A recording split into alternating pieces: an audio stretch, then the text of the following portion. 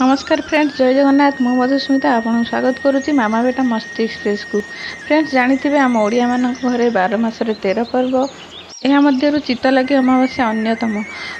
Friends Shravan मासरे जो अमावास्याटी पड़े आम ताकू श्रावण अमावास्या बा चित्तऊ अमावास्या भाव में कही था। चित्त लगी अमावास्या भी कही था।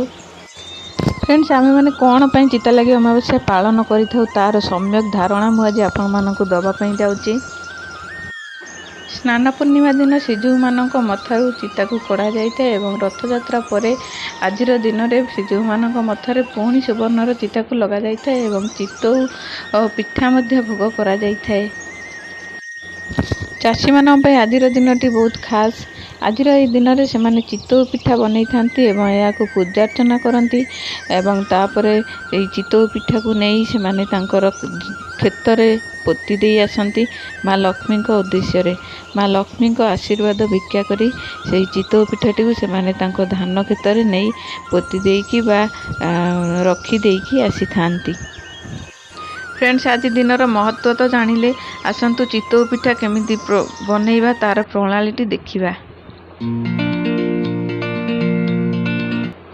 प्रथमे किसी अरुआ चाउल को आम भिजई देबा। देखंतु मु जो मेजरिंग कप देखौची सेइथिरे मु 3 कप चाउल नैची एवं या को भल भाव में धोईकी ओवरनाइट मु बतुरई देइथिली। गोटे बड़ नड़िया को मु करी देइची। तापरे भिजा हेइतिबा चाउल को मु ब्लेंडिंग जार को शिफ्ट करी। फ्रेंड्स यही चित्तऊ पिठारे नड़ियार क्वांटिटी टिके अधिका हवा दरकार, से मु पूरा गोटे नड़िया नैची। चाउल पखापाखि 400 ग्राम हम मोर। देखंतु शिफ्ट करुच्ची। तापरे किछि नड़िया से देदेवी। तापरे या को नहीं गोटे बाटर मु प्रस्तुत करी। चित्तऊ पिठाटी बहुत सॉफ्ट होता है, पूरा सुपर स्पंजी और बहुत टेस्टी भी होता है।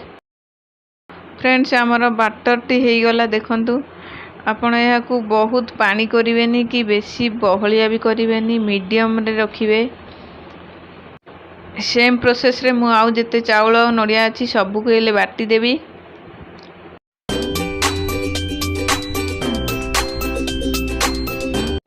बाटर रे स्वाद अनुसार लूण ऐड करदेबा एवं यह 3-4 घंटा पाई रखीदेबा। अति कम रे 2 ରୁ 3 घंटा पाई रखीदेबे। ताकू भल भाव में गोलई देबे। एथिरे आउ टिके पानी दरकार हबो, मु आउ टिके पानी देबी एवं या को भल भाव में गोलैकी रखीदेबी। तापर चित्तऊ पिठा बनैबी। आसंतु चित्तऊ पिठा केमती बनौची देखिबा।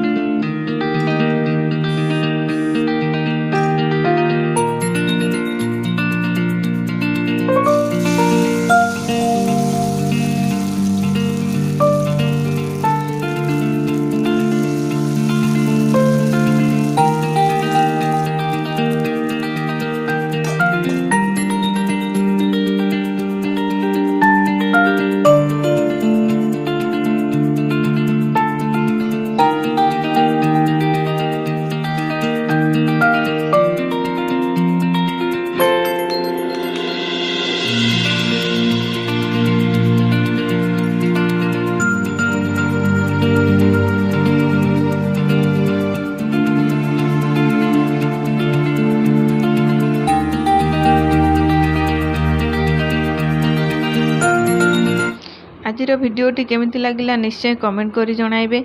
जदि मो चैनल नुआ अच्छा चैनल को सब्सक्राइब कर दिंतु। आपण मान सहित आउ गोटे नुआ वीडियो देखा। से नमस्कार, जय जगन्नाथ।